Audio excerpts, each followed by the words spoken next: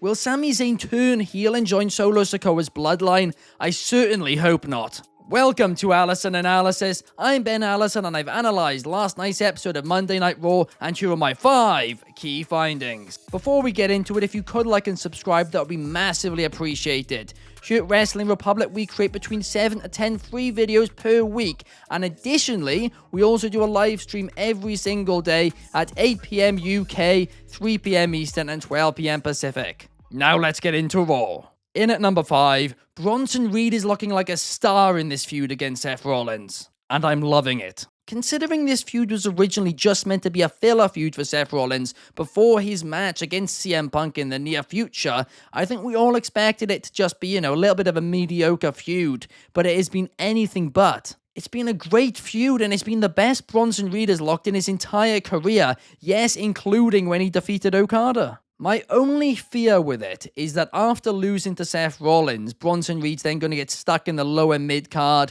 not really going to have a feud for a while, and just lose this momentum. And now this guy has proven that he can be a star, and he's only 36 as well. I mean, he could have another 10 years at the top of his game. I really hope they utilize him correctly, put him in a big feud after this, have him win that one and make him feel like a big deal.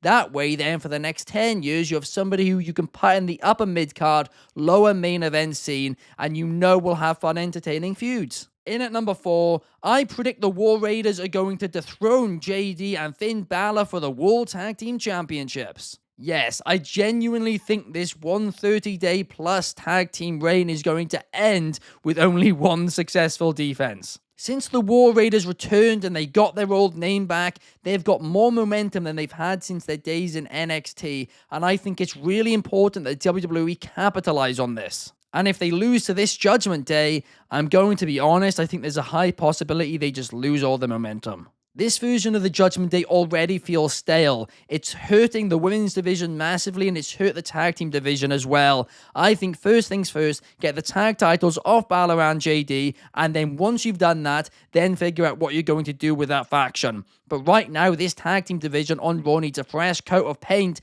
and undoubtedly the War Raiders could be that. I was really excited for this new version of the Judgment Day when it first debuted, but honestly, it's just been booked terribly. It's completely stale, and it's basically ruined already. I mean, they need to figure it out, but I don't think the tag title should be dragged down anymore. In at number 3, once again, 2-hour Raws are coming at the expense of the women's division. I know it feels like I'm mentioning this every single week, and I think it's like once every 3 weeks I am mentioning it.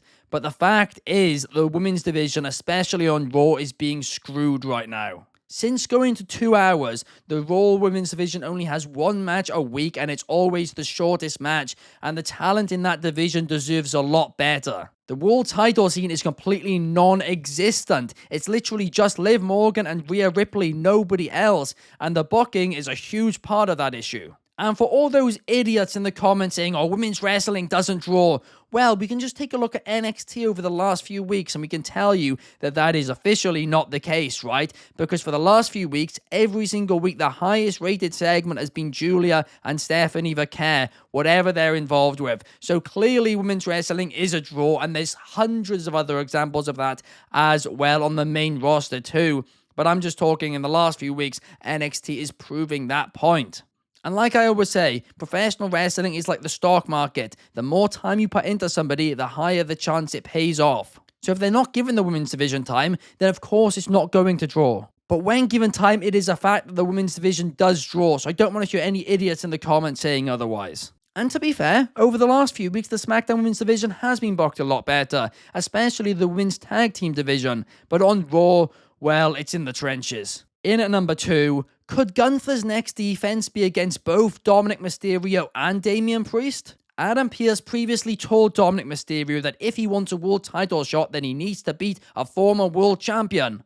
Well, he did. So technically, he now should have a title shot against Gunther. But at the same time, just a few weeks ago, we saw that backstage interaction between Gunther and Damian Priest. So clearly things between them aren't done, which does lead me to believe we're heading towards a triple threat. I really wouldn't be against it, because the involvement of Dominic Mysterio would protect Damian Priest when Gunther inevitably gets the win. The only thing is, like I previously said, people are getting sick of this Judgment Day feud, so perhaps people would be a little annoyed if this is the direction. I personally wouldn't mind it, as we haven't seen that much between Priest and Dominic yet, but I don't. A lot of people, I think, might have an issue. And in at number 2, will Sami Zayn turn heel and team with Kevin Owens, Solo Sikoa, Tama Tonga, and Jacob Fatu to take on Roman Reigns, Jay and Jimmy, Cody Rhodes, and Randy Orton at Survivor Series War Games? I hope not. I have absolutely no desire